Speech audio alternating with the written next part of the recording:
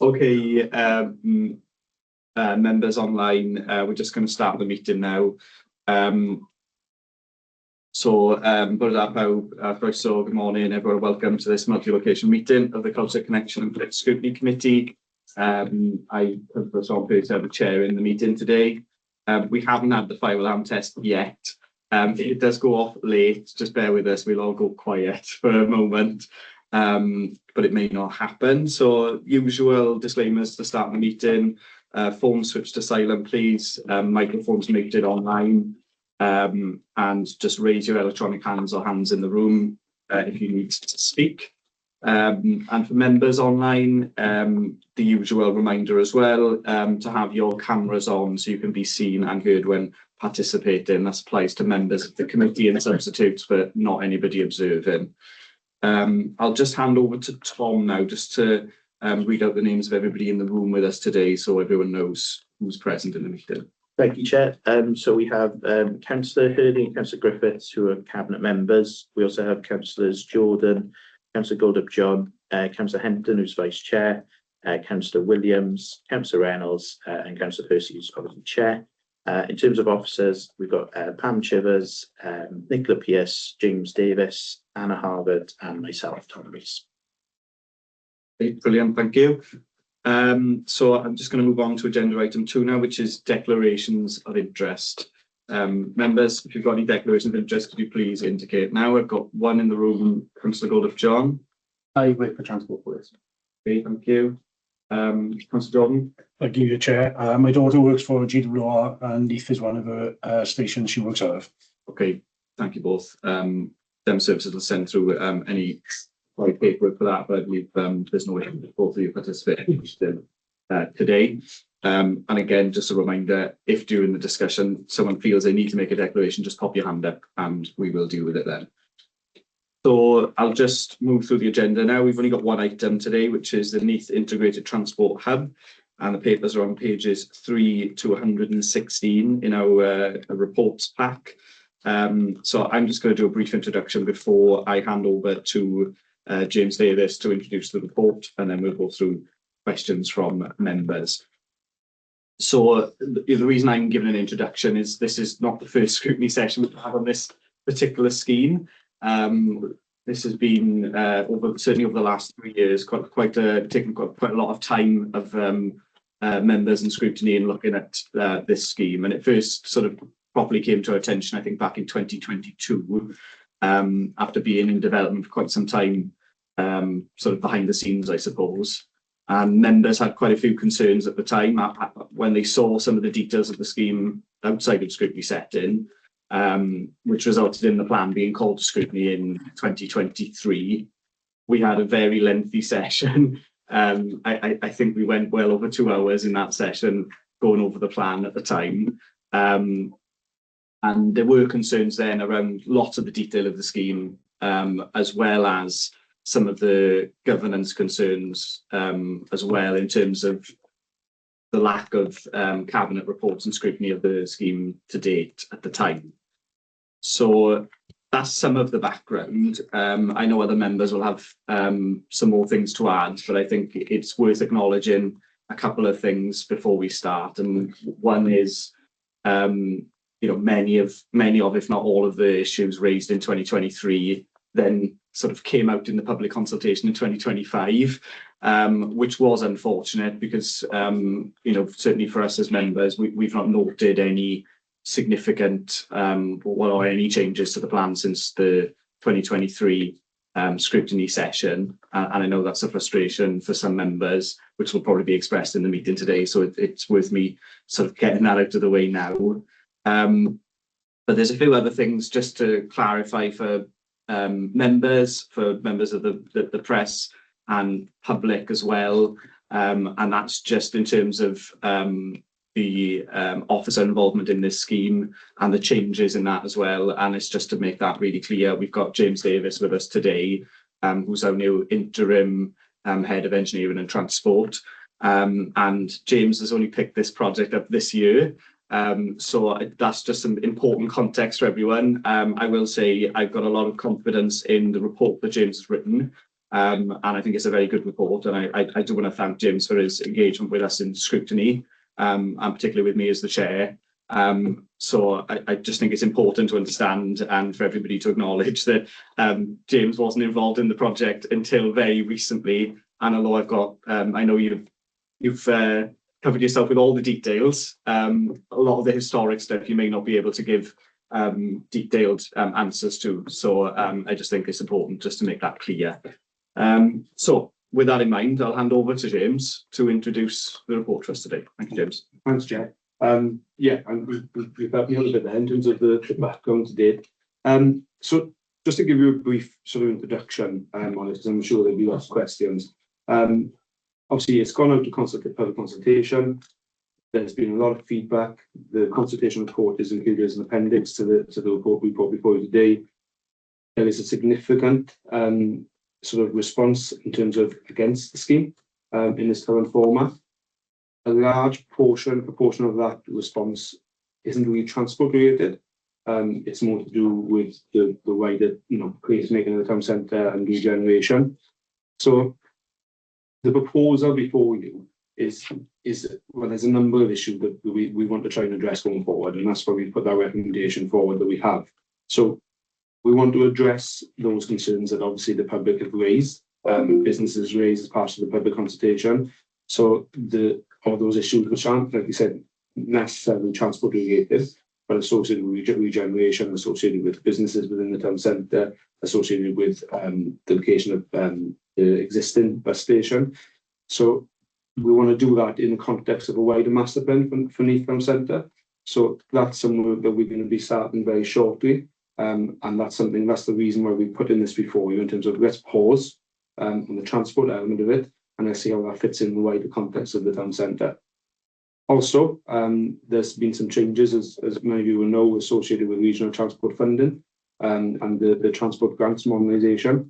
So that's changing how transport schemes are going to be funded going forward. So we're working closely with the CJC, with Pembrokeshire, Monmouthshire and Swansea, and we've put together a regional transport delivery plan.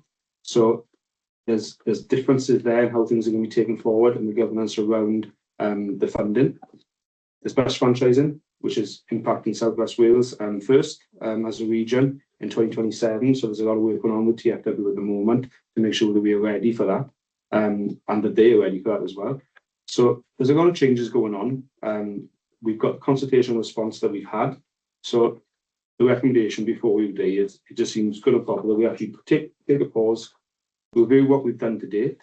We can review the original case for change and go look at the well-tagged processes. We haven't got exact clarity yet in terms of how far back we need to go, but that's a process we'll go through now with the consultancy support that we've got in place at the moment for this year, and that's something that we'll define going forward.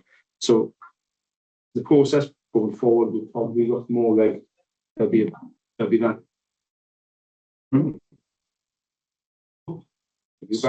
Sorry, members, can I just check? We seem to drop out there. Can you still hear and see us? Yeah, excellent. Thank you. So if the recommendation, I suppose, is endorsed and that's the decision made at Cabinet on the 29th, that that's the way we go. What we'll do is we'll work with our partners within TFW, within Network Rail, and within Welsh Government to look to see if we could look to integrate the scheme even more so with the train station also. So we think there's an opportunity there. We can look to align it with those changes to transport grants, modernisation, and with the bus franchising. And we look to see if we can set in a wider context for a Neath Town Centre sort of regeneration master plan. Okay, brilliant. Nicola, do you have anything to add before we start? No, I think it's important to, and James sort of touched on it, there's been a lot of change recently, not just in terms of staff, but in terms of the funding available and the design of those funding opportunities. The changes in transport delivery from Transport for Wales is also an important factor. It was interesting to see the feedback from the consultation and engagement event, and we are taking it on board, which is why we are suggesting that we pause and we will be more ambitious, because this is not just a transport scheme. It should be a bigger scheme that actually benefits the wider Neath town centre area, so that we can ensure that we're bringing more people into the town centre, supporting the traders and actually making it a better place. Okay, thank you. I'm sure members would agree with that sentiment. Just before we start, I did put a message in on Teams, but I'm just going to flag to everybody verbally as well. I sent an email out this morning to committee members and guests with the question plan for members. So if you haven't opened that email, please check it now, because it'll just help you understand the process of the meeting.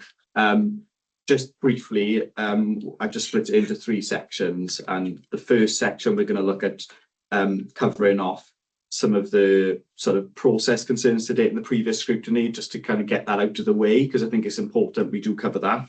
Then we're going to look at the current scheme itself as it stands, and the concerns and comments around that. So that links in with the consultation and some of the concerns from members.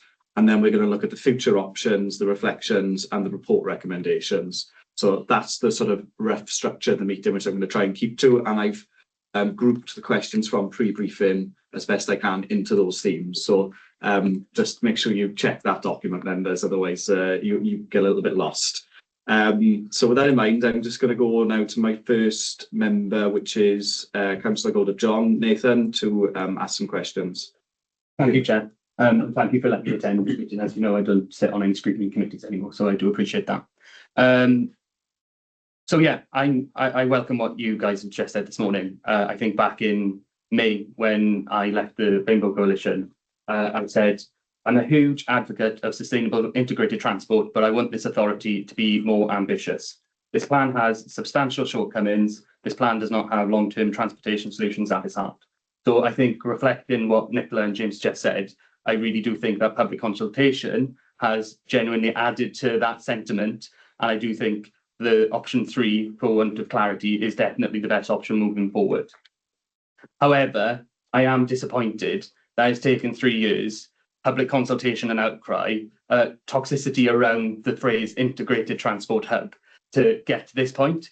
You know, we are all professionals in our own right, and we all have views. And it didn't take me to kick up a fuss to show you that that wasn't an ambitious plan, and it wasn't the plan that people of Neath would have liked to have seen.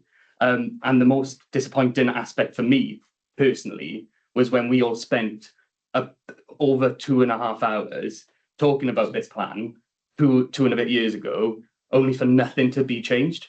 Not a single aspect of the proposal was changed from that scrutiny meeting to the public consultation. And that's quite disheartening, because we could have all spent more time doing something else in our wards or looking at a different plan. So that is really disappointing to me, because, you know, as I said, I want this plan to be ambitious, and I do think integrated transport hubs are the right way to go. That being said, you know, I'll leave it there, actually. I don't think I need to say anything else. Thank you, Chair. No, that's fine. Thanks for that, Nathan. I'm just going to have a quick look at my list here. I'll put Councillor Reynolds first. That's okay. Thank you, Chair. Can I ask why the discussions at scrutiny weren't taken account of? There were clear indications from that meeting. Everybody seems to have been on board and saying all the sorts of things that were said in the consultation. I don't feel, you know, that it was a failure of scrutiny. I felt it was an ignoring of scrutiny by the committee. I wonder, you know, why that was done, or what the issue was there. I know I'm not the cabinet member, but I'd probably answer as well. Obviously, the scheme was started in 2015 by the previous administration, and then it progressed through. I think Sean said, when did you have the first report through for it? 2023. Right, so that was a year into us as the new administration. So were you on the previous administration? No, I wasn't, Right. but I am aware Yeah. that there was no clear plan. There were Right. proposals by officers, but there was no clear plan. Yeah. The plan was yours. So there was, sorry, no, it wasn't ours. No. The scheme was made up by brought through by the previous administration, which was your administration. It was. So you had 6 years. So you had 6 years of developing that scheme from 2015 to the first report you said in, when was it, 2023? Yeah, if I'm just draw you back to the question. Right. Sonia's asked specifically around 2023 scrutiny meeting Right, so and the feedback from that. yeah, so when a plan is brought through that far, a 6-year plan, with the amount of money that was spent on it, and probably James can tell us how much money was in it, it's at a stage where it gets to a point where it's really difficult, isn't it? So again, you know, there's got to be an assessment, and I can understand the feedback then, but it is a learning curve, I suppose. So the reality of a project that's in that far, to then, you know, to revalue, and it has been revalued now with the putting out to public consultation. It's been reacted on, you know, straight away. So that's the realization, and it's the same again. Where you can get to a point, and then you've got to look at it and make a huge decision on what you do with it going forward, which is being done now. And I think just did that. Yeah, it came to us. We looked at it. We took the officer's advice, as we should do, and it's a process, isn't it? The officers make the plan, do the plan, they bring it to report. So what we've done is exactly that. Is the officers have, although there's a change in officers now, brought it to a certain stage. After that, in 23, it then went forward on the process of the consultation. We had the consultation, then it went, and then the officers have brought it up back as a report. Hence, this is why it's come to scrutiny. It can't come to scrutiny until we have a report. Okay, I'm going to bring in Nicola. Yeah, thank you, Chair. This has been quite a long and complex project. There's lots of different stakeholders involved in terms of the different stages of the process. I think what the critical thing that has happened is this was going originally intended to be a transport scheme in isolation. It was linked to integrating the bus network with the rail network to try and encourage people to choose public transport as the first means of travel rather than relying on the private car. How could a scheme make that more of an attraction rather than jumping in the car? And it's very difficult in our part of the world because of the availability of and frequency of public transport in our area. But that was considered to be the first step in terms of a wider national plan. What we have established through the course of the process is that, yes, members did indicate in an original scrutiny meeting that you wanted it to be a bit more of an ambitious plan. And we acknowledged those comments at the time. We had access just to transport funding, if we're being honest, and we were trying to deliver a project based on the availability of transport funding. What we are proposing to do now, as is indicated in the report, is we are pausing. We're going to develop the master plan, and we will be putting forward projects that fall out of that master plan for funding from UK government, Welsh government, whoever has funding available. So there may well be a transport element linked to that master plan. So we may well still do some work down and around the train station, because we've got some beautiful buildings, many of which are listed down by the train station, that are invisible to the vast majority of people in that area because they're crowded out with less visually acceptable buildings. So we want to improve that area to make it a better place for people to spend time in, to make it a better place for businesses to invest, for people to spend their money. And it may well be that we have a transport related project in that area, but it'll be part of a wider master plan. And as I say, we need, you know, it's been clear from the scrutiny meeting, we need to be more ambitious, and it's been highlighted again in the stakeholder engagement report that we've had back. We need to be more ambitious. Ambition is there on the part of the cabinet and on the part of members. The problem that we've got is funding. We've all been honest, it's the availability of funding, because we can be as ambitious as we want to be, but we have to also be realistic as well. So we'll put this master plan together with a phased action plan, which will fall from it. Okay, I'm just going to come in with a few more comments, I suppose, just on that looking back element. But thanks, Nicola, Wyndham, and Jeremy for your answers there to Sonia. But I think, you know, obviously I chaired the last scrutiny session as well, and ambition was definitely a concern. I've actually got the question plan from 2023 with me here to jog my memory as well. And ambition was definitely a concern of members at the time. But I think it's also worth acknowledging there were concerns around the feasibility, deliverability, risks, cost, scope of the scheme from a transport point of view as well. And I think it's important for us to put those on record in this meeting. It wasn't just, we like this, but it should be more ambitious. It was actually, there's a lot of flaws with this scheme. And I acknowledge what you've said, Jeremy, in the sense of, you know, when we looked at it, we were thinking this is very far advanced in terms of some of those issues and some of those points. But it is still, I think, you know, I understand members' frustration that, you know, a long time passed after that scrutiny session, more money was spent developing the scheme. And I think that's the other key thing to acknowledge. It wasn't that the scrutiny session happened, 2 years happened and no work was done, and then we went out to a delayed consultation.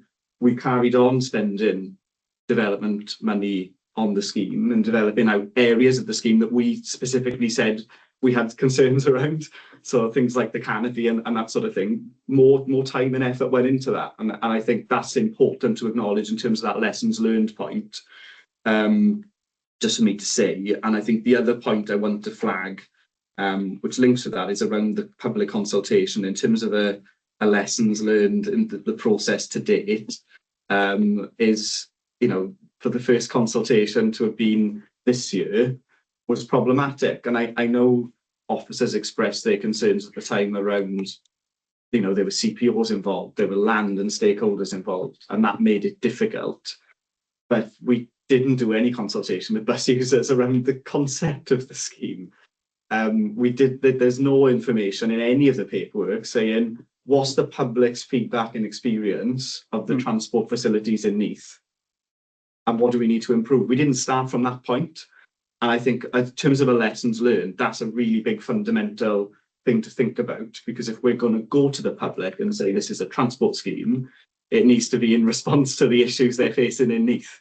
And the scheme didn't address those, that was its fundamental flaw, without talking about the ambition of the scheme. And I think it's really important that we acknowledge that, because we'll get to the looking forward bit. But I think public and stakeholder engagement, wider than organisational stakeholders, is going to be really important going forward with the scheme, as well as getting the brief absolutely right. So yeah, I've got that off my chest. I'll let Jeremy come in, and if any other members want to sort of respond to that, with those comments, we'll get that out of the way, and then we'll move on to some detail. Jeremy? Yes, just a question, and probably again to James, possibly on Nicola as well. How much pressure is on us, because it was obviously part of a wider area scheme, wasn't it? It was part of the regional plan. So much pressure is almost to put something in, perhaps that perhaps isn't absolutely suitable. You know, it's just to put something in it. I suppose, you know, this is an after the fact question, really. I think the key point is is obviously this was developed as a transport scheme. You know, location is within the town centre, but the development process of the scheme in terms of the welfare processes, you know, that is sound in terms of transport element, and that's not what the public feedback was on in the majority. It was more in terms of the non-transport related issues associated with it, because of obviously its location, being in this, you know, in the middle of the town centre, and obviously associated with the businesses, associated with what happens with Victoria Gardens. There was a question about the need for it, because the existing bus station isn't that far away. And there was questions around, you know, how much improvement you actually gain from it. So there were some transport, you know, related feedback in that, but certainly the majority of the feedback wasn't actually related to the transport development of it. It was to do with the pace itself.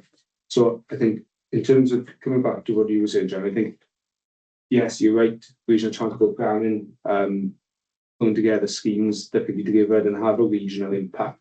There's pressure on officers obviously to deliver and to develop those sorts of schemes.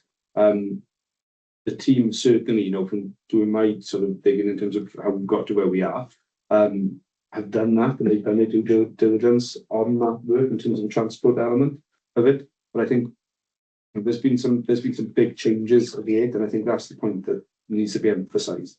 There's a lot of changes going on in the transport world at the moment, and it's a good, it's a poor outcome from the consultation in terms of obviously there's not a lot of support for the scheme, but it's in a way it's a blessing for officers because of the timing associated with these changes, because it enables us to actually develop something with stakeholders like TFW, like Neath, like Welsh Government.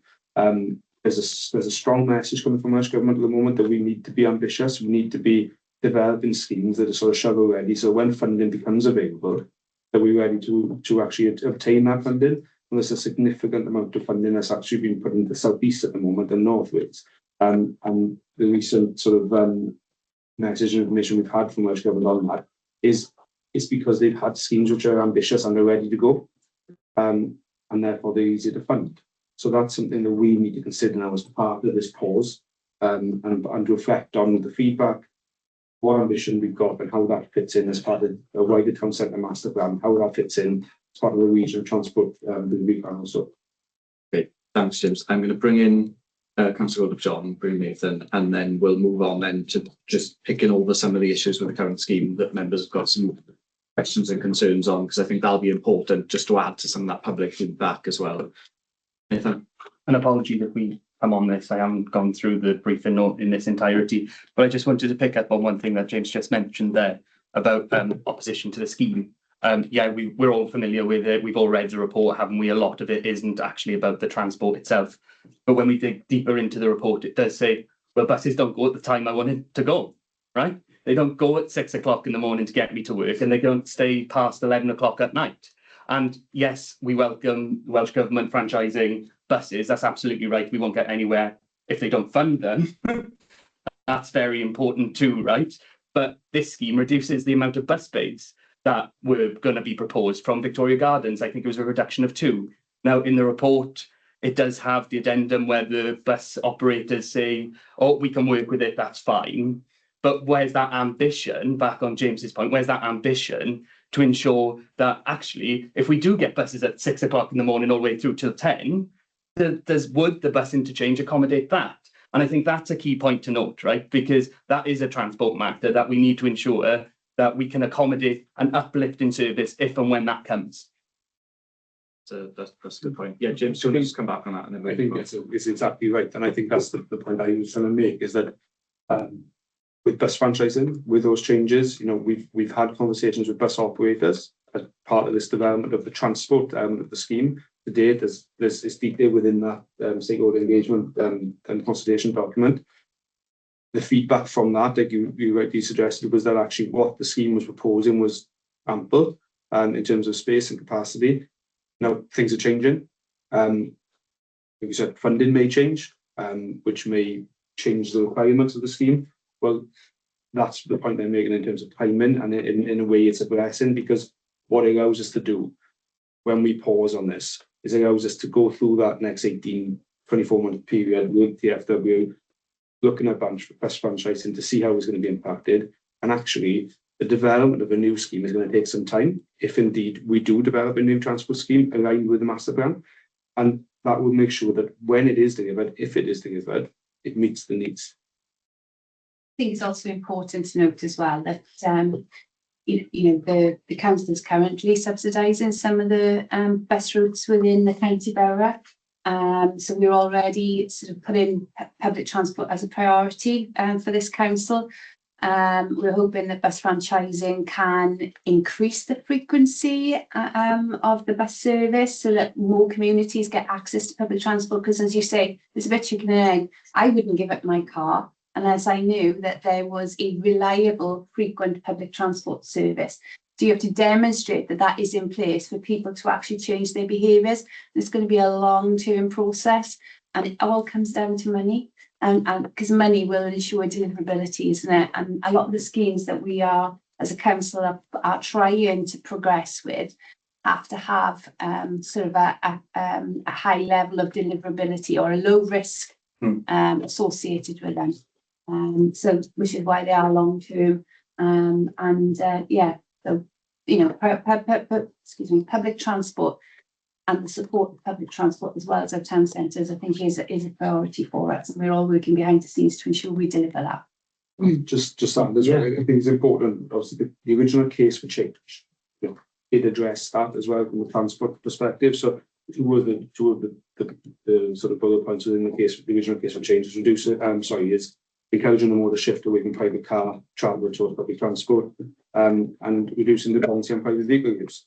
So you know that is the message, and that. So when I said at the start in terms of where do we go back to in this process, you know, we're getting acknowledged we can't do it. There's not a lot we're going to do until we've got this wider concept and master plan. The case for changes is sound, and maybe that's some work we can do with scrutiny going forward about whether or not we need to change that. Yeah, no, I'd appreciate that. And perhaps we can have a little bit of a chat later on about that element of how scrutiny gets involved going forward. I'm going to pick up something Nicola said before I move on, because I can't leave a comment around sort of our support for public transport kind of go by, because I think, you know, it is really important, isn't it? And if it is a priority for the council, then, you know, one thing we do need to reflect on and consider as we move into franchising and look at funding. Yes, we put some money into bus services, other councils put more in, other councils put less in than us. We need to remember that for all of us, it's a political choice how much we do support public transport in the county. And when we look at the new services coming forward with franchising, we need to consider what value we could add. And I would really welcome the cabinet member looking at this with Transport for Wales, with Brendan, to see and maybe get some options to see, well, okay, if we put £200,000 a year in, this is what sort of service we could get in the county. If we put £400,000 a year in, if we put £50,000 a year in, so we can make an informed choice about how ambitious and how much we do want to support the public transport network. So that's just, that comment was made. I feel I need to get that off my chest as well, because I think it is important. We'll be looking at that in scrutiny as well, because I know we've got bus franchising coming up. Really quickly, Neath. Yes, it is a real quick point. Just to that point, we must remember that 1/3 of people in Wales don't have access to a car, right? Don't have access to a car at all. It's not, and that allows them the opportunity to thrive and be the best as they can be. So just want to point that fact in. Right? It's not just modal shift, is it? It's about people that rely on it already. Okay, so I'll go on now to the some of the questions around the scheme as is, and then I'll go to Councillor Rice first. I know Gareth had a few questions, some of which might have been picked up already, but anything left, Gareth, go ahead. Yeah, thank you, Chair. And just to say I wasn't involved in anything previous, I'm quite relatively new to this, and it's the first time I've actually looked at this project. I mean, I had no idea that the project planning goes back so far, which probably tells me there's little or no wider consultation with the public or the businesses until very late on, and I think that's been picked up quite a bit. And I think if we had maybe spoke to the businesses at least that were affected, the plan could have changed in its current format, because the current format, I see it, it's a very flawed plan throughout, really. So many obstacles to overcome to deliver it at huge cost, really, to not just the council, assembly, or where the grant money's come from, the local businesses, losing their properties, with, in my opinion, very little, if any, improvement to the current setup. You've got to overcome the Windsor Road. Taking buses up there, I think, is going to be disastrous. The compulsory purchase orders you're going to need. The issue with the graveyard we've mentioned before, all the delays that could bring. Putting a cycle track up Windsor Road. I mean, I cycle.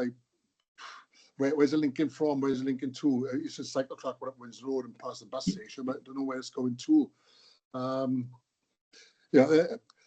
And as for alternatives, as mentioned with the feedback, I agree that the best of a very bad choice of alternatives would be Millen Road. But why does it have to be side by side the train station? Why does it have to be a shared location just to call it a hub?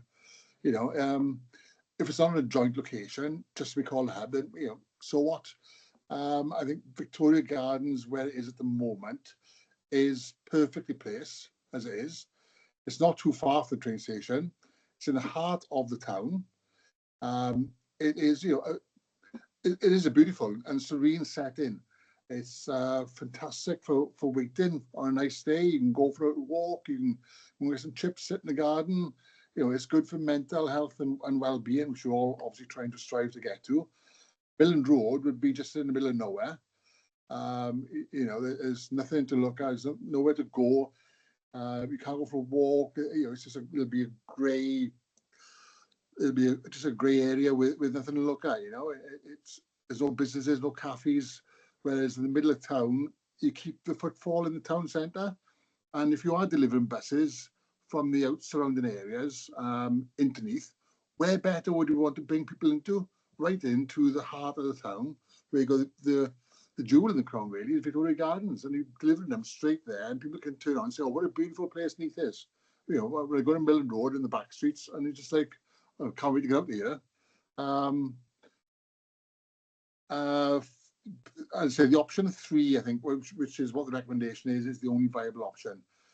Sit back, take another look at what's available, you know, and take into consideration all the overwhelming negative feedback received, and rethink where the most suitable location or the alternative is, which I believe still is the Victoria Gardens. And you know, yes, it needs upgrading, so use the money to upgrade that, and maybe upgrade the area around the train station, yes, but it doesn't have to be a joint location, in my opinion. And I read through the report. Right, sorry, one more point. Yeah, go ahead. What goes against the grain, I know, to give grant money back. And I read through the report. If we don't go ahead, we may have to give grant money back. But you know what? I'm comfortable with that. Rather than spending money just for the sake of it, you know, even if it takes another 5 years to realise the ambition, and so be it. You know, it has to be right. And at the end of the day, it is still public money. We have to be responsible and accountable for what we spend, because it is public money, regardless where it comes from. And the other points, though, it's I don't go over all ground, so I mean, these are the points I wanted to bring up. So thank you, Chair. No, thanks, Gareth. I'm going to bring James in just to address some of those points, and then we move on. Yeah, thanks, Councillor Rice. So I'll try and address as many of them as I can. So obviously on the location of the proposal as it stands, the scheme that has gone out for consultation isn't Millen Road. It's the other side of the train station, at the forecourt of the train station at present. So just to clarify that, Millen Road was looked at as part of the work out stages and the development of the scheme, and I think it got to work out stage 2, and then it wasn't seen as viable going forward as part of that process. But that's again something we will look to go back and consider. Windsor Road wasn't included. So Windsor Road was included as questions within the consultation document. It wasn't included as part of the scheme, and at no point was it ever required to make the scheme viable. It was just included for discussion and to see what the feedback would be. A note you point obviously on local businesses, and obviously the scheme in its current format does impact some of those, would have impacted some of those businesses if it was delivered. So note that point. The funding, and I think you commented around, obviously, could we utilise that funding, to deliver something else? Obviously, the transport, and I note your point on Victoria Gardens, and obviously the sense of arrival at that location when you come off the bus. Obviously, at the moment, with the Welsh transport strategy, the Crib Newydd, there is push towards pushing towards modal shift, and part of that is to have that integration between different modes of transport and different modes of travel. So that's where the scheme was born out of, and it was delivered, and it was being obviously pushed from a transport strategy and policy perspective. But I do note your points on Victoria Gardens, and I think finally, on the comment on the time taken, if you've got to provide sort of hand back grant funding because we aren't able to deliver that now this year, then the time taken to deliver a scheme going forward will obviously depend on how long it takes us to get this master plan in place, but also then will take us back through those work type stages, and that's the sort of determination we need to identify is how far we go back. But certainly, I don't envisage anything within 5 years if the recommendation is taken forward. Okay, thanks for that, James. Do you have anything you want to come back with, Gareth? Yes, please, Sean. Just quickly mention, I know you said Millen Road wasn't part of the scheme, but I was referring to the feedback received and in the report from members of the public saying that Millen Road is a better option. So I'm just thinking, when you do rethink and look ahead, Millen Road probably isn't, in my opinion anyway, a very good option. And no, fine. The rest of it is, yeah, thanks for the feedback. Thanks, James. Thank you. Okay, thanks, Gareth. I'm going to move on now to Councillor Goldup-John, Nathan. I don't know if you've got any comments still to make. Sorry, Chair, I'm just going through these points. Yeah. I was just wondering, Wyndham, if you can give without prejudice in your decision what your views are of the scheme is. Well, the scheme as it is now, or as it's going forward? Currently. There are flaws. There are mitigating circumstances why we get to this stage, because if we go back and listening to everything that's gone on, I think it is flawed from the beginning, in inception of it, and it's taken so long to get to where we are now. And I do think that it's not really fit for purpose for the modern, and I say modern, things have moved on, as we discussed, the bus franchising, DFW coming into that to run it, and things like that. So yeah, looking back and looking at it with more clarity, it's a flawed project. Not saying that it can be rectified going forward. So that's what I would say. And in terms of like principle of interchanges or transport hubs and stuff like that, what are your views of those things? My views that in the modern day, where we need a connectivity as part of my belief, the way forward is to work with electric rail, so that we can integrate it where I still believe that it should be at the rail station, and with the bigger plans for the Neath sector, we can bring in the gardens into that. You've got the active travel coming in. We've got active travel plan now coming in from Purvelen, which is that will progress as time goes on, and this is going to take at least 10-15 years, in my opinion, for it to come to fruition. So yeah, I think the integrated hub should be go ahead with it, and with more clarity, better planning, and in the modern age of everything being integrated. Lovely. Yeah, I for what it's worth, I agree. I do think it's flawed, and I do think it should be more ambitious. So I'm glad we're on the same wavelength there. I was just wondering also if officers are able to address, for instance, in this report, it says it's going to cost £750,000 to chop down 10 trees. It's £750,000, and that's £75,000 per tree. I'm not really sure if that stacks up to the value for money argument that we're trying to make when it comes to the intervention at the train station.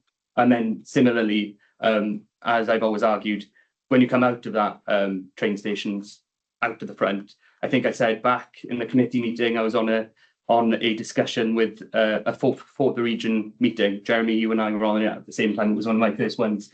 And the lady was from California, I think it was. And she was like, oh, I flew from California to London, jumped on the train, and I came out the front of Neath. And what a expletive it was, right? So we do need to make that area more pleasant.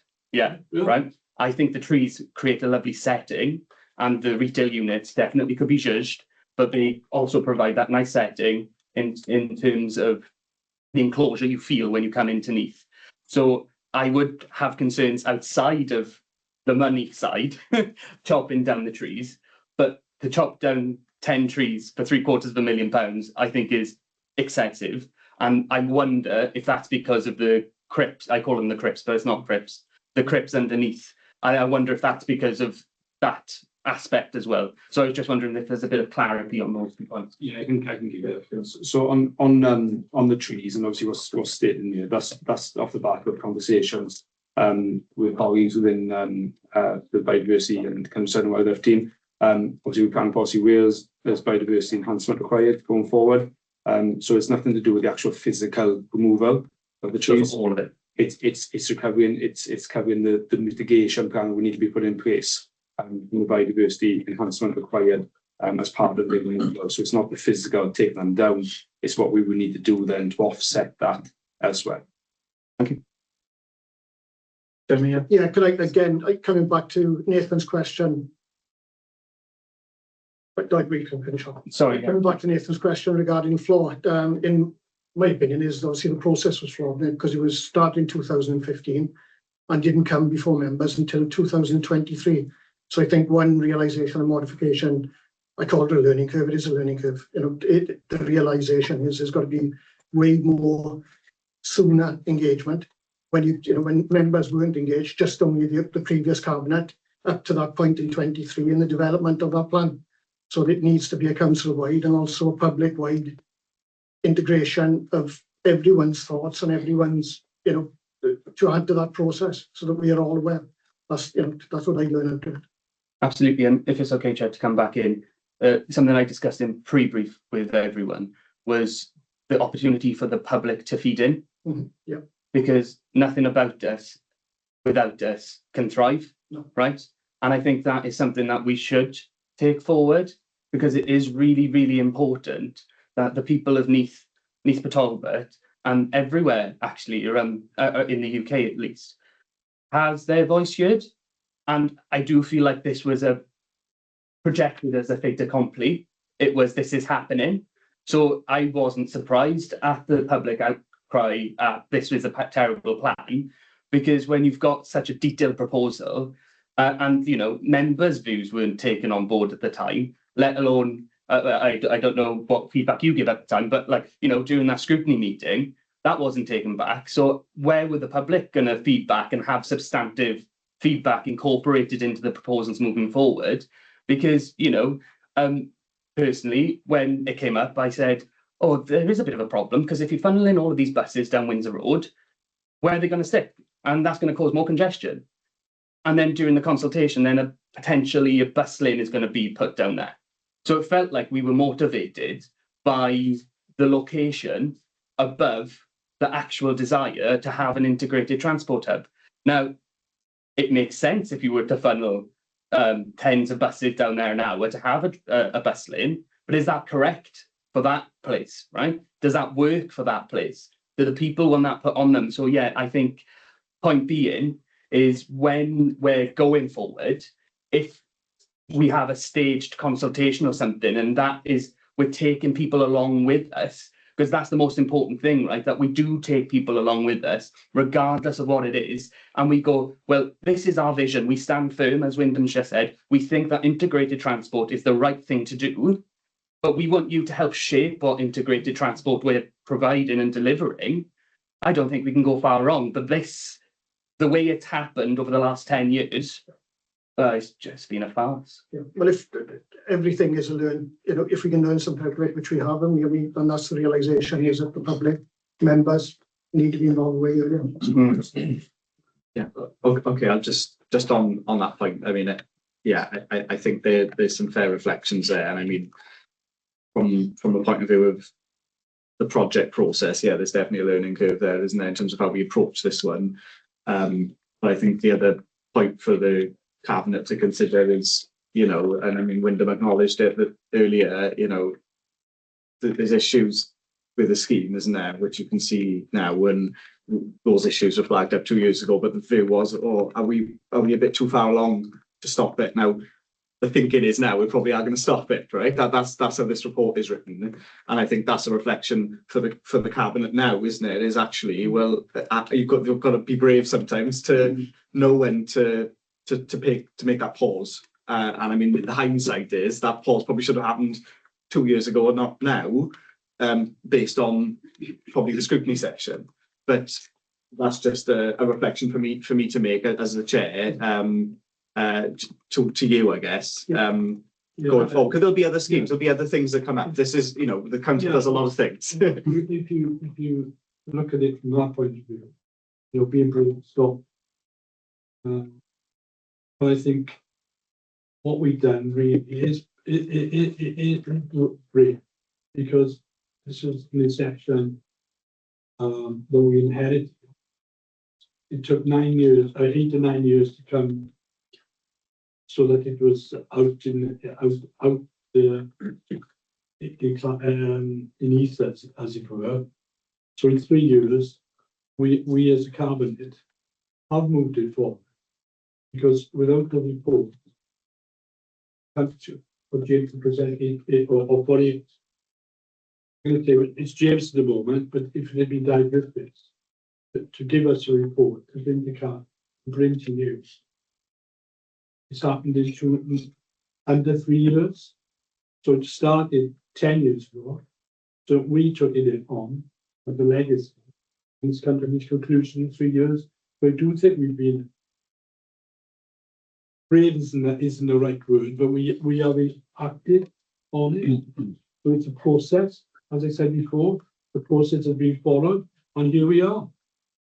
Yeah, look, my reflection, as you know, from the chair is I think the opportunity to do this was in 2023, and I just think we do need to acknowledge that, or at least, you know, I can make that point, and I feel really strongly about that, because nothing we're discussing today is different from the meeting plan I got from 2 years ago, and you know, but whilst I acknowledge, you know, James has mentioned, yes, funding and things have changed, but the fundamental issues with the scheme are the same now as they were then. And I just think from that point of view, that is something we just all need to reflect on, isn't it? We did our bit in scrutiny. The bit that didn't happen was actually that re-looking of the project at the time. And, you know, the reasons behind that, I don't know all the ins and outs of, but again, this isn't a defence, but we've got one person in Neath that we very lucky to have, who's got the planning background and the expertise, and obviously works for Transport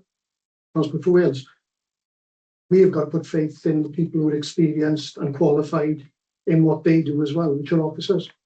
You know, we aren't engineering experts, we aren't transport experts, so you've got to go with advice as well sometimes. So, you know, it's a big step to make that decision, isn't it? When you've got people, professional people telling you of perhaps how things should be. Yeah, and I think that's part of that reflection and learning curve, isn't it? You know, there's professional judgments, there's officers' advice, there's technical things, and then there's actually looking at the bigger picture, looking at the community, looking at the process, and that's our job as politicians, isn't it? And I know we're kind of going round and round on that a little bit, but I do think it's really important, because that's how these mistakes happen, isn't it? You know, in this process. I've forgotten who was indicated at me now. I've had a couple of people wave in.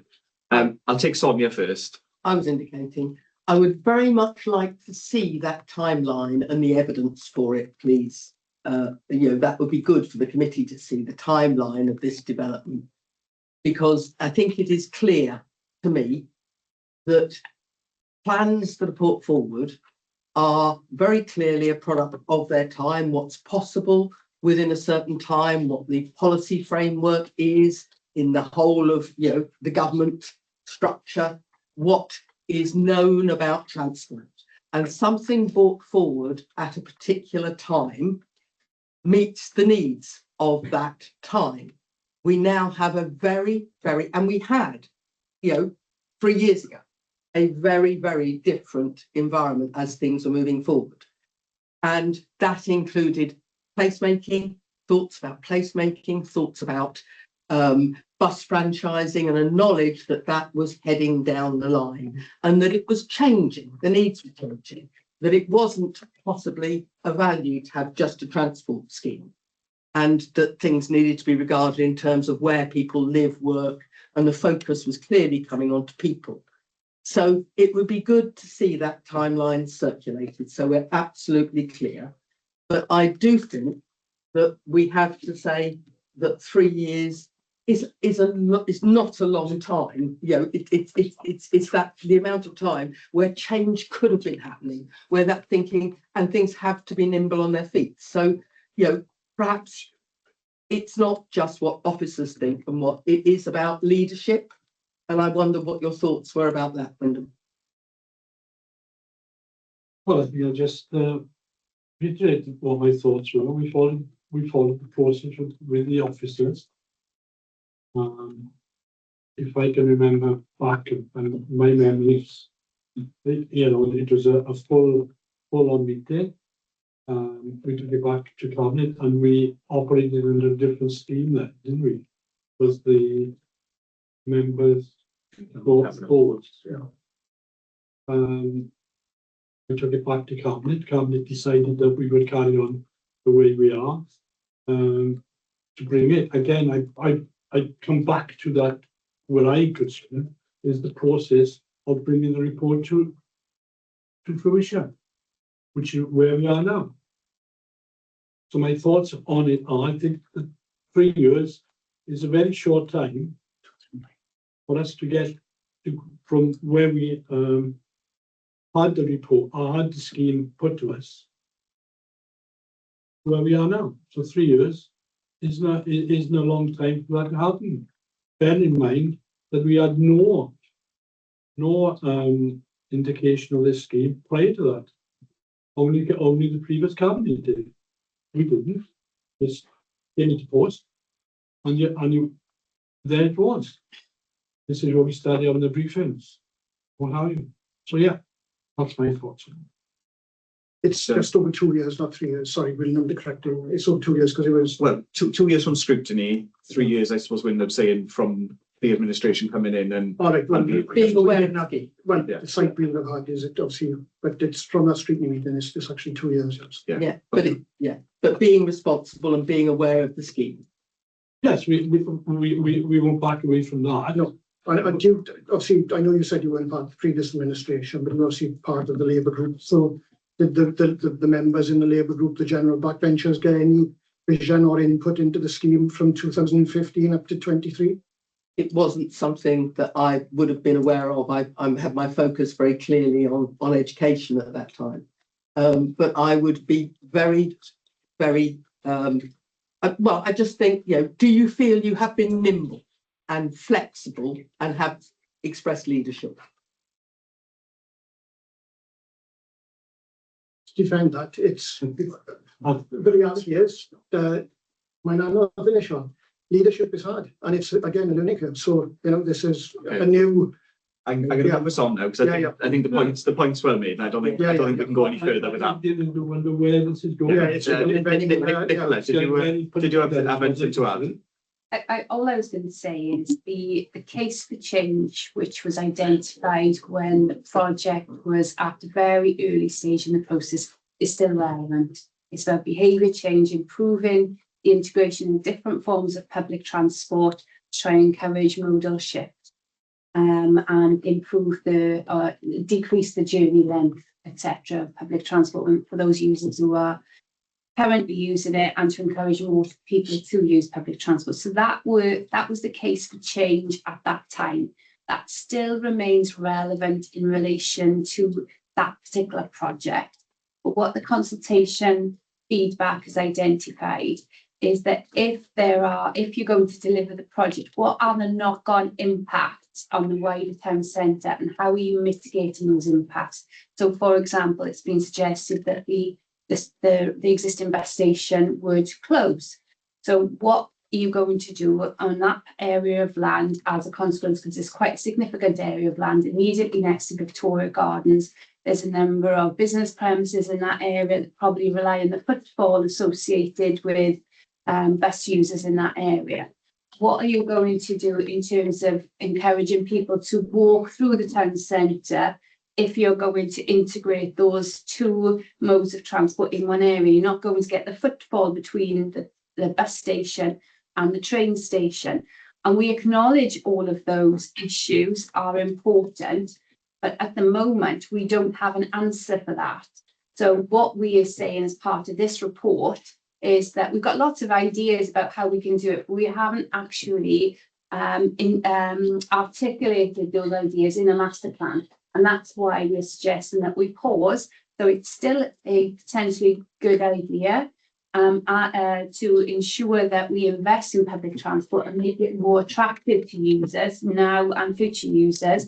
But we also need to ensure that we're investing in other parts of the town centre to create that positive sense of place. So that's our direction of travel. So we're still progressing with a transport scheme. May look different. It may be more ambitious because it may well fit in with a wider regeneration. So I just want to sort of bring us back on track. So the actual case for change is still relevant, but we need to actually invest further than just a transport project. We need to be bigger and bolder. No, thanks, Nick. And it leads into actually a reflection that I wanted to just put out there around that case for change and integrated transport, and that wider discussion around, well, what are the knock-on effects of a scheme?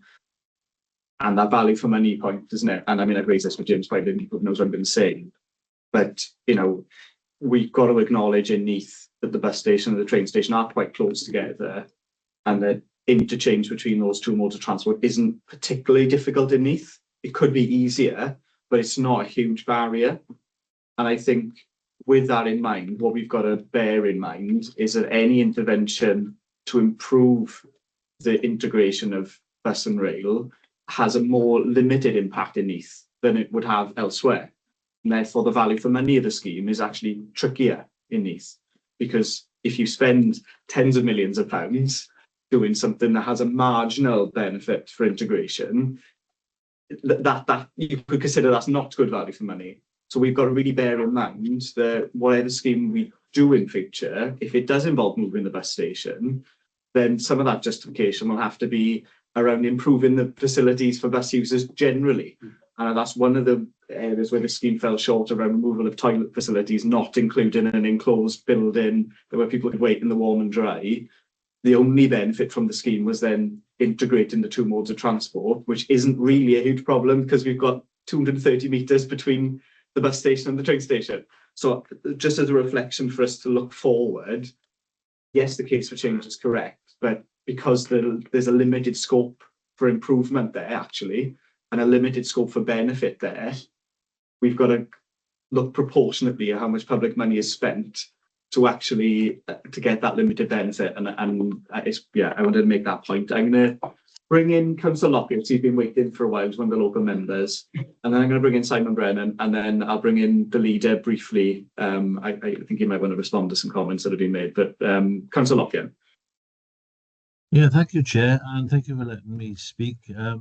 Yeah, I mean, as the local member, I mean, well, when I saw this scheme, I just didn't agree with it at all. It was dead in the water as far as I'm concerned. I could never see it coming off. I think there's a general feeling that we may have been, and it's just a feeling, but the irony is that we've seen a pot of money and we're going to try and use that money via a scheme which will just fit into revamping the train station. It does all the things you've all made excellent points in terms of, yes, the train station needs revamping. We need to keep clean the existing bus station, etc., for our bus users. Good, excellent point by you, Sean, that the distance between the train station and the bus station is very small. I mean, look at Swansea; it's a massive gap there. So it's not a huge problem. The problem is, and I think Nicola's just touched on this now, and I thank you for that, is that we need to be looking at Neath as a whole. If we're going to improve, we want a scheme to improve all that. We need to improve the town. We've lost our major outlets, like many towns have. It's Neath is moving towards a more small shop, small business type situation. Independent stores popping up. That's what we should be encouraging. As a council, because of circumstances, we have choked Neath because we took the civic centre out, not intentionally, but the way that the civic centre works now, like we are now on hybrid and online meetings. All those staff suddenly left the town. Same in Talbot. So the biggest employer in Neath Talbot starves the town of its income. Really, that's not a blame. That's just a fact that's happened. But we need to improve the whole town to make that experience so much better for people, help local shops to get into independence and things. And then if your transport hub, you'll find I think will come out of that, because you'll know exactly how many people are going to come into town, how much footfall has been improved, because that's what we're all trying to do, is trying to improve the footfall. So there's several things we can do around the town to improve that. Even if we put sort of raising bollards to help us when we actually have events in the town, instead of having to pay a fortune for concrete blocks or whatever it might be with the new Martin's Law, etc. But we need to look at the whole town. I think Nicola touched on that the town in general needs to be looked at. And then I think we need to be looking at a transport hub. As it stands, I don't think personally the transport is that bad. The aesthetic value of the station is dreadful. How we get around that, I don't know, because it's all back to, again, as Nicola said, money, where we get money from. But let's not pinch money off a scheme, use a scheme to get money to try and do something. And in doing that, we have to sort of compromise ourselves by having buses go up and down Windsor Road. That's never, ever going to work. And that's not helping the people of Neath. That's really is detrimental, I feel, as a local member. So I hope you all bear that in mind as we move forward. If this scheme doesn't work, it doesn't work. That's, we looked at it, we've seen it, and perhaps it may have been fit for purpose whenever it first came out. I don't know. Whenever I saw it, I said it's a waste of time. Don't do it. I really don't feel it's any use. And you need, as as officers, the people who've been elected to represent their constituents, we do have a little bit of an idea what they want, besides all the public consultations. So, please listen to us when we're saying, it's not just a personal thing. I mean, also things I say, I don't necessarily agree with in terms of what's put forward at the meeting, but that's what my constituents have told me or asked me to do. So, that's what we're here for, to represent that broader public. So, thanks very much, Chair. That's it. Thanks. Well, thanks, Councillor Lockyer. It is important to hear some local members. I'm going to bring in Simon Brennan before I bring anyone else at the moment. Simon? Thank you, Chair. Just going back a few points, I guess, around timings and probably something that we haven't brought out today that does affect some of the things that we've been discussing. And it is a bit of a technical issue insofar as obviously to undertake the scheme, we'd have had to acquire land, both the post office site and potentially other businesses. And that's been part of the problem, I guess, over the years, because there are two options. One is the negotiated process, where you've got a willing seller. And the other then would be the CPO process, a compulsory purchase. We knew we didn't have a negotiated process for at least all of the landowners. We've been in discussions with Royal Mail for the better part of 7 years about acquiring their site. We are still negotiating with Royal Mail, and that unfortunately is the time that it takes if they're not an instantly willing seller. They've been dragging their heels over certain things. But if you go down a CPO process, you have to have a scheme, and you have to have planning, and you have to have funding. And those are things that are very difficult to get in terms of getting your ducks in a line, because to have a scheme, you've got to get well tag and all of those sorts of things. But under well tag, you need to have control of the land. So we're in that bit of a sort of chicken and egg position, really, where we were finding it very difficult to progress because we didn't have a scheme that it had funding, because we couldn't get the land to have control of the land, and well tag needed that to get a scheme. So we're in a bit of between a rock and a hard place there, I guess. And that caused us a few issues along the way.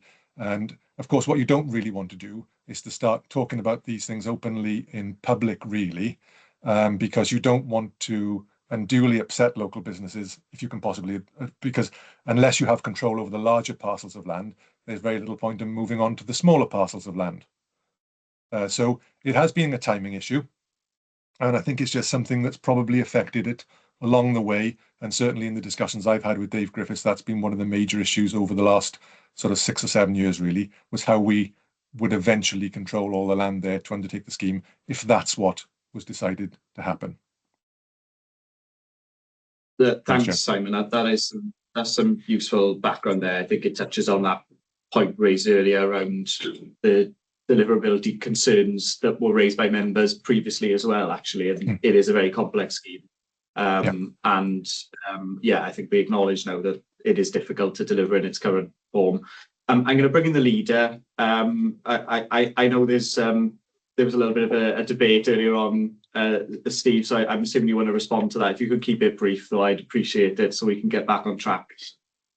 Yeah, certainly. I like that acronym, get back on track. That's good there, Sean. Thank you. I would say that just in answer to some of the questions, I missed the beginning. Apologies, because I had another meeting I had to attend. There has been strong leadership on this, and I'm going to make a comment that I'm sure everybody in the room and those online will agree with.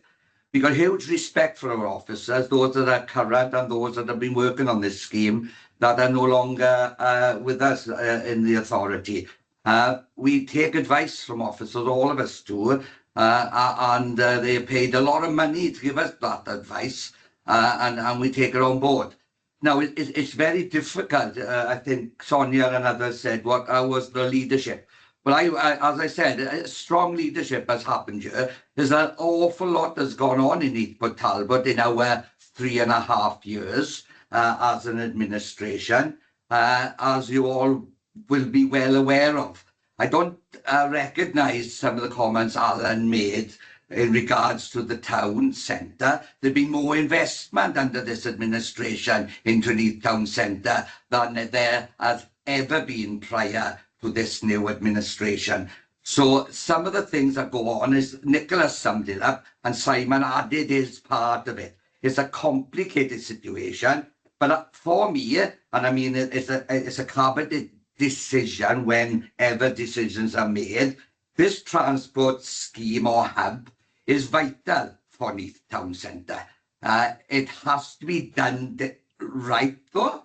It has to be done with businesses and those that we represent, that Alan actually did state. So it's important that we get it right. It's fit for purpose because it will help economic growth if we can have it. And I sit on Transport for Wales conversations with CJCs and other committees where we want to increase the footfall and trains through the Neath station. We kept the Neath station as on the main track because we'll all remember a conversation that was going to be taken off the main line. So these conversations are going on. We need to invest in all our towns and not just Neath. But I think the meeting today, Sean, you quite rightly said, let's get back on track with some of the recommendations, but we have to get this right. And I, for one, support this transport scheme,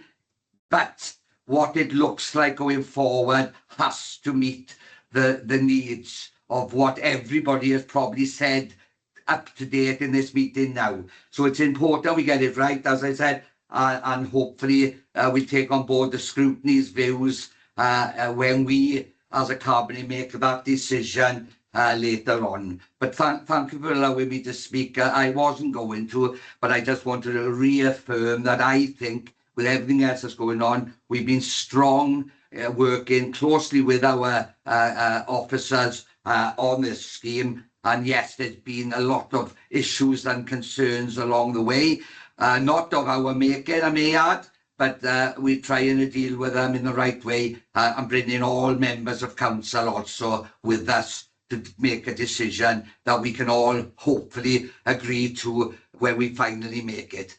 Thank you, Sean.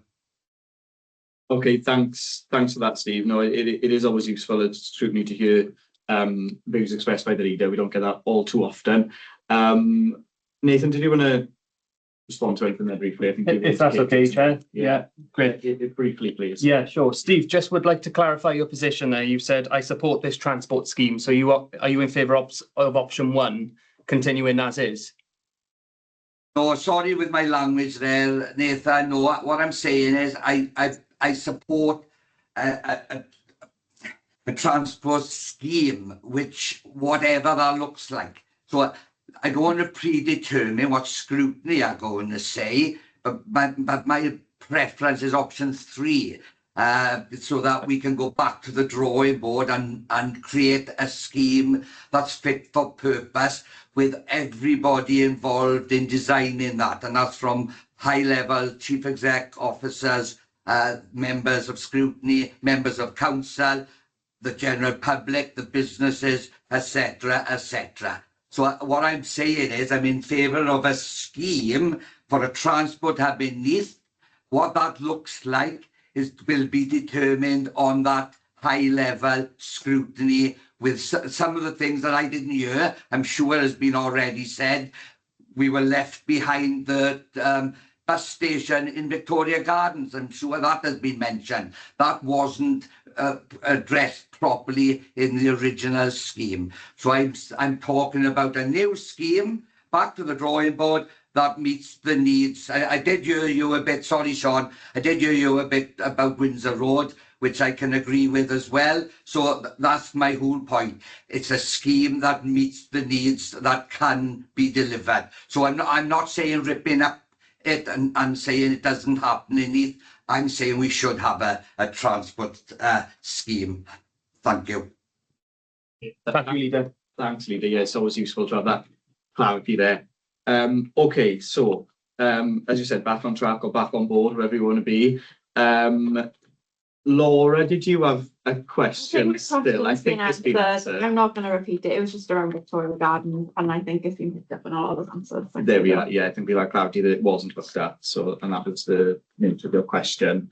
Okay, so I'm taking us now to the last section of the meeting, which is around the future options, reflections, report recommendations, just sort of how things might look going forward. I mean, this has kind of crossed over a little bit in the discussion anyway. So, members, if your points have been made, no worries. But Councillor Dacey, you raised the point, I think, just around the public consultation response, didn't you? Yeah, I'm for one, I'm glad that you've paused the scheme to make the changes which reflects public opinion on the previous scrutiny committee.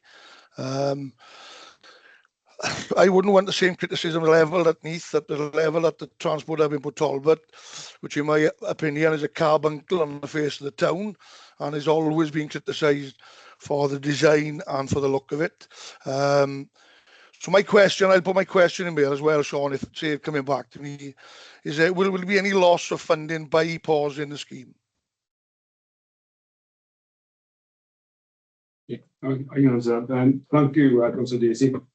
So at present, obviously, like I said at the start of the meeting, transport funding is changing. The mechanism for drawing down funding for schemes and bidding for schemes is changing.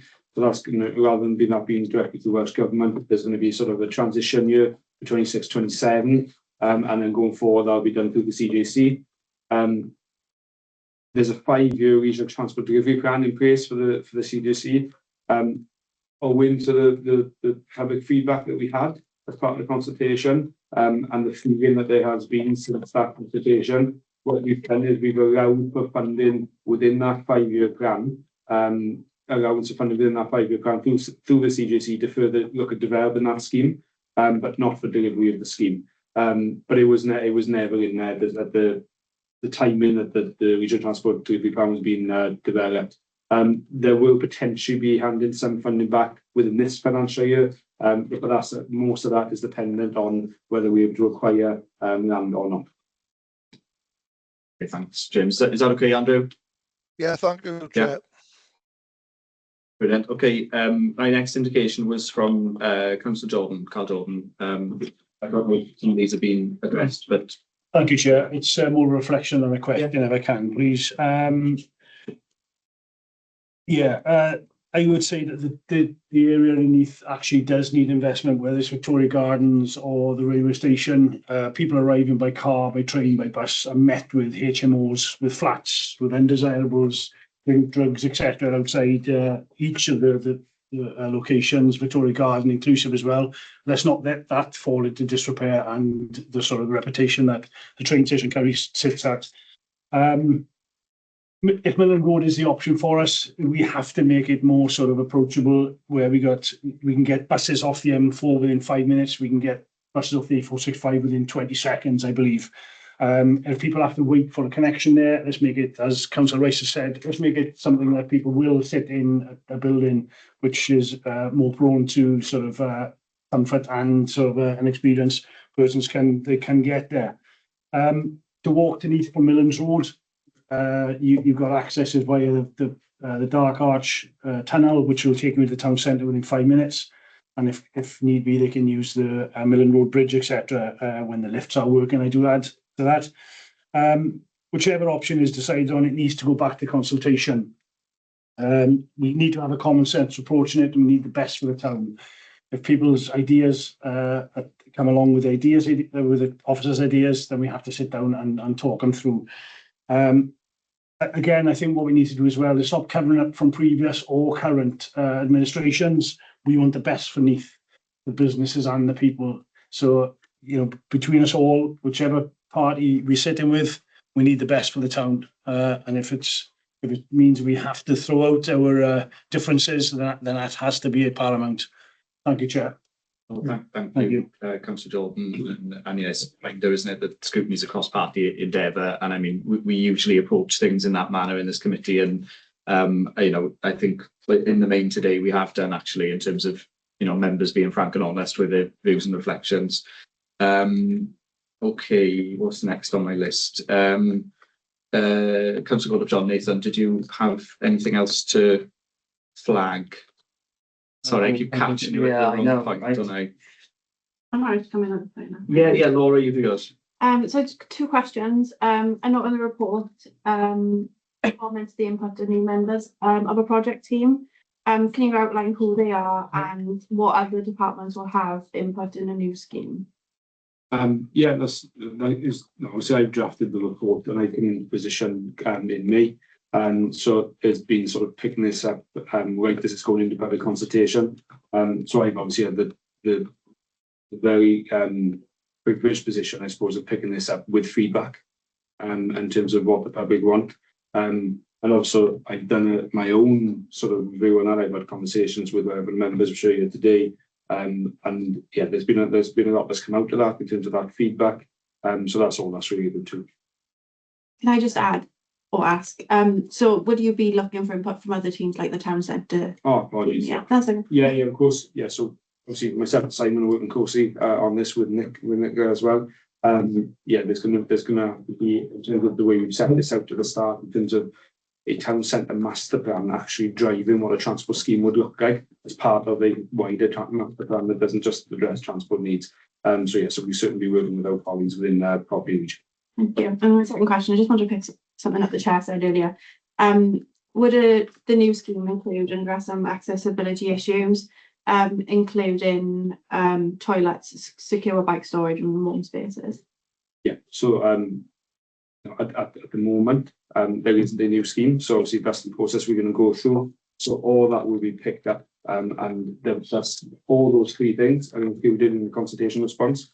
And like you said, we're going to address the consultation responses that we've received and all the information that's come back to us as part of the development of any future scheme, if that's the decision to take. Okay, thank you very much. Brilliant, thanks. Okay, over to you now, Nathan. Apologies, I actually called those questions in the wrong order, which is why you were surprised there. No, it's fine, absolutely fine. Yeah, I welcome the comments that Councillor Williams just said. You know, it was a notable omission that toilets weren't included in the design, and actually that there weren't warm spaces either. It was just an open canopy. So I reiterate those points. For me, most of the points that have been we discussed in pre-brief have been captured, but I think a notable omission from my perspective, I would be remiss not to say, is the businesses.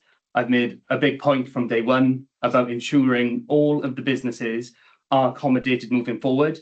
They are independent businesses, as Councillor Lockyer said, and they are what make Neath, right? Those small businesses make Neath, and they need to be listened to. And if they are to be relocated, they need the utmost help to be relocated at a minimal cost. If this is a strategically important intervention, as the leader mentioned, that's not their problem that they've been there and they're in our way, right?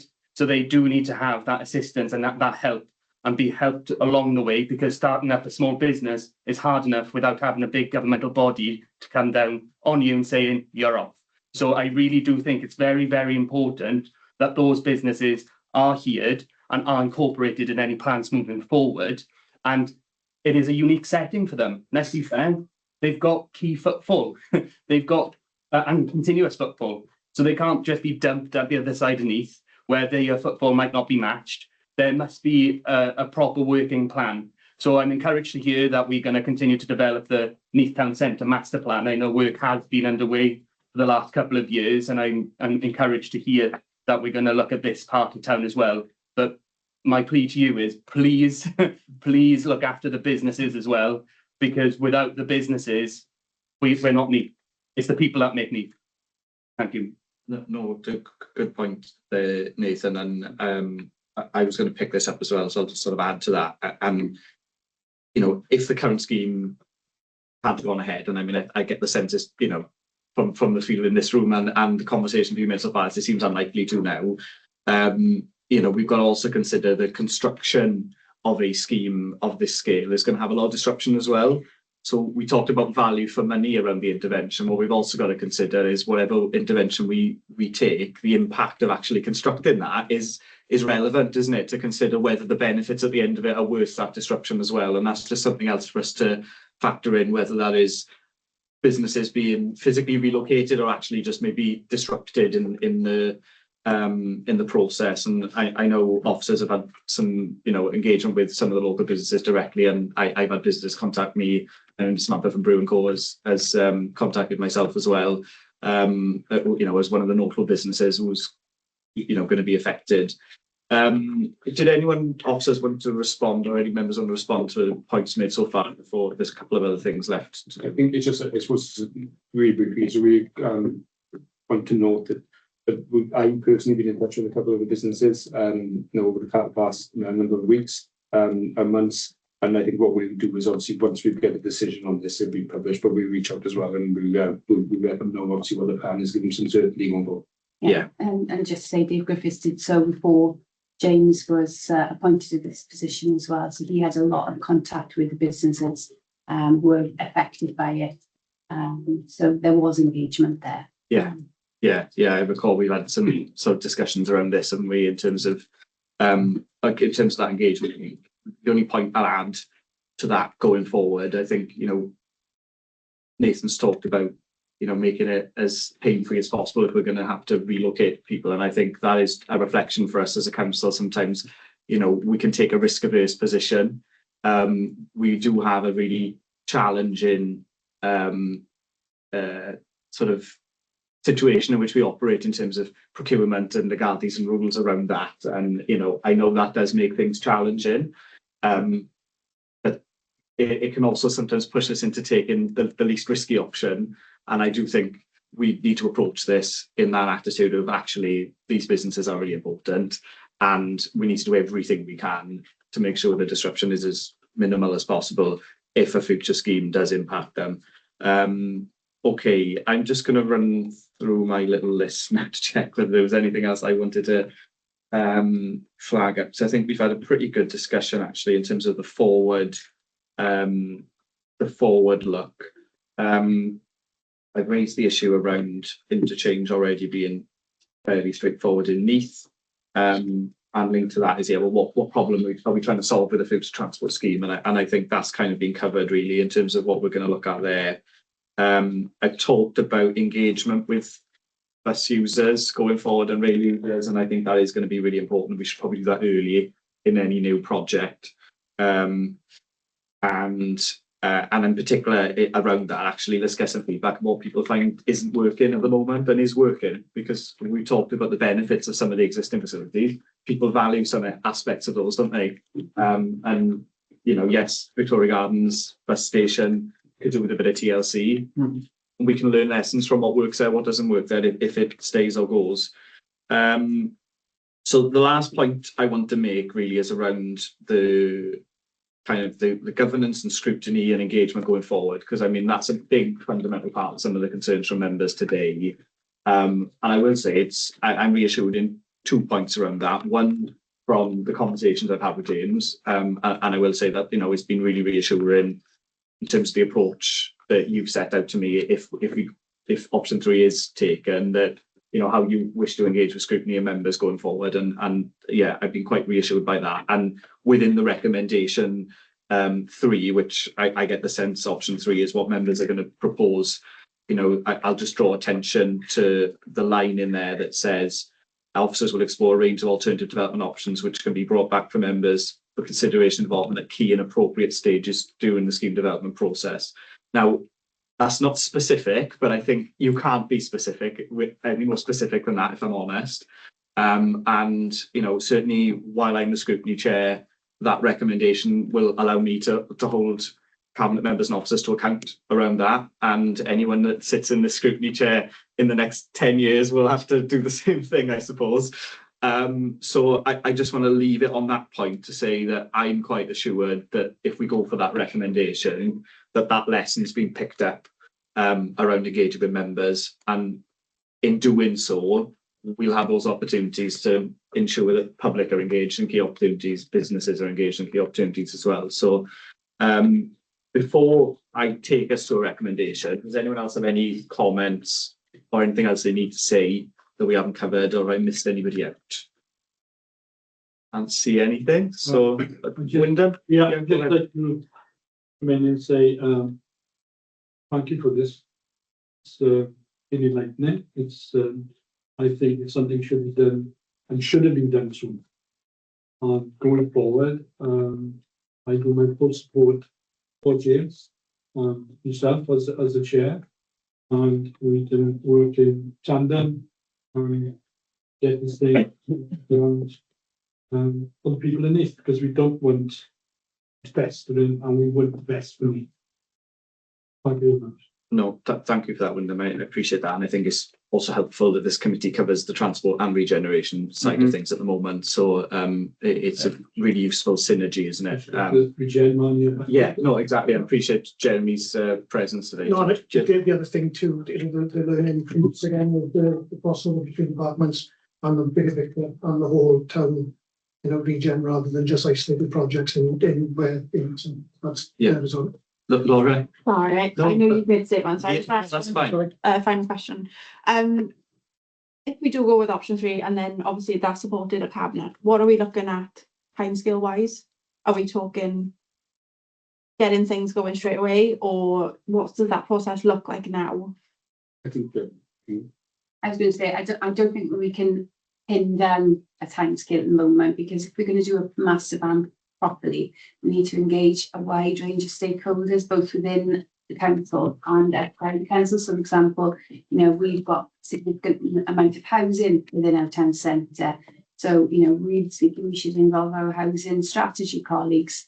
So we also have antisocial behaviour within our town centre.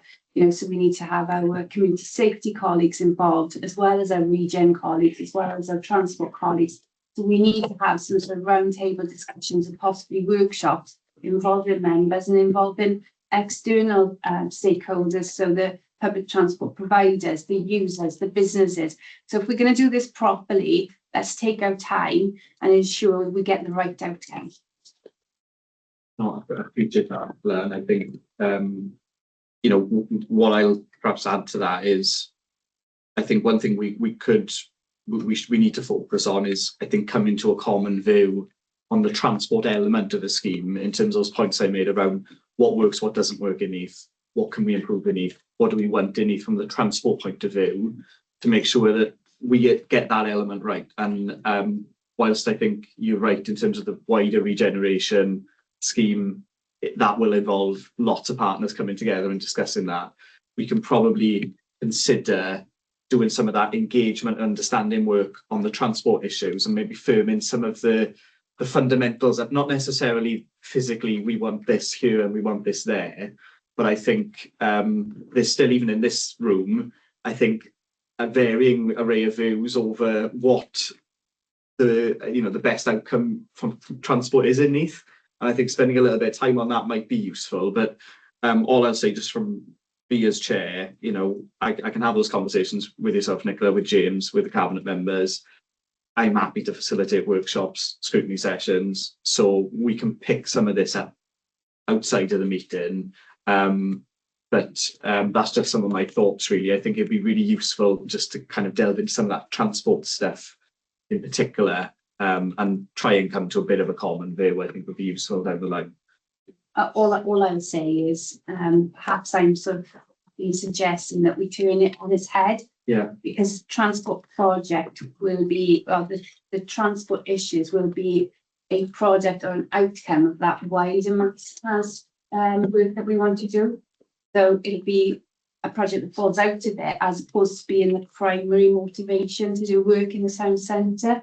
Because it may well be that the master plan identifies a number of big projects that we need to progress with in order to make Neath Town Centre a more attractive place for people to visit and a more attractive place for businesses to invest in. So the transport project will be an outcome rather than the primary focus. That's my opinion. Yeah, no, and I think I agree with that. I'm just thinking from a transport user's perspective, I think we can still do a piece of work there. Yes. You know, in itself, before we lead into, well, what does that outcome look like? Because things like we talked about, are toilets essential? Are we looking at a warm space for people to wait? If we're saying we want an enclosed bus station, then those fundamentals, if we're actually saying those are red lines for us, they're actually good starting points to feed into the wider regeneration discussion. And I think that'll be useful if we can kind of pull some of that together. We might not be able to, but anyway, I'm rambling now. So we're under 2 hours, so I don't think we've done too badly considering the topic. So I before I go to the recommendation, I just want to thank everybody actually for today's meeting. I know Wyndham and others have already, but I think it has been quite useful, you know, to do that bit of reflection and that bit of a forward look. And all the reading and swatting up I've done on this project over the last few years, I'm looking forward to putting some of that to good use now over the following couple of years as well. So members, I'll just bring your attention to the recommendations. I'm just going to work out exactly where they are. It says page 10, but I think on there. All right, I see. Yeah, so if we do.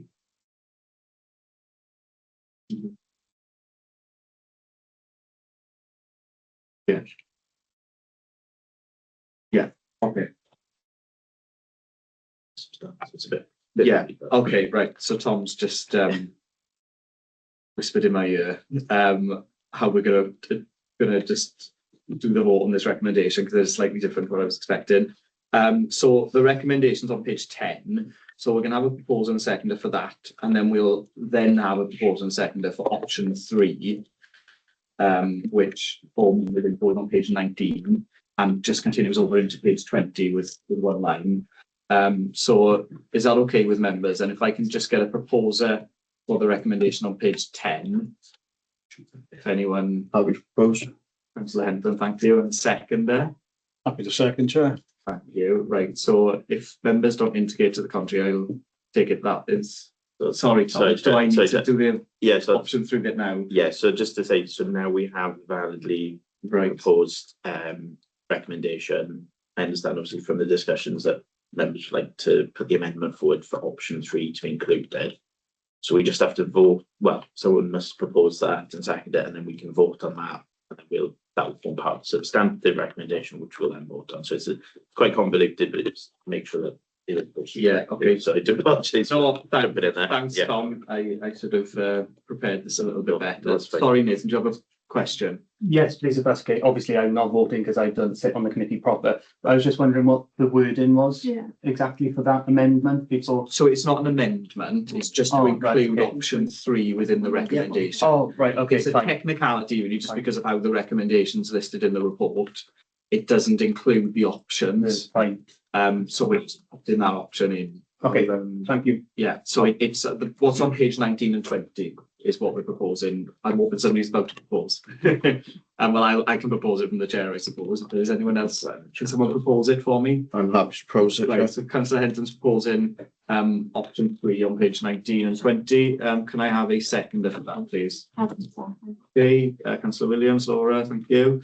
Right, so I've just posted that into the chat just for clarity of what that states. But as the chair said, it's in the chat. So now that we have the proposed additional wording to the recommendation, if we could just take a vote on that, and then if that passes, that would form part of the substantial recommendation. We can just vote for it all in one, and then we're done basically. So chair would just happy for me to ask if people are opposed to it, yeah? That's right. So if members not indicate to the contrary, I'll take it that the recommendation option 3 will be included in the recommendation. I don't see any indications to the contrary, chair. Therefore, that has been passed. Okay, so now we've got the substantive recommendation now, which now includes option 3. So do I need to propose it for this now, Tom? No, because that's been proposed. Fine. But yeah. Okay, great. So I just need to check with members now if anyone wishes to indicate to the contrary to the final recommendation, which includes option 3.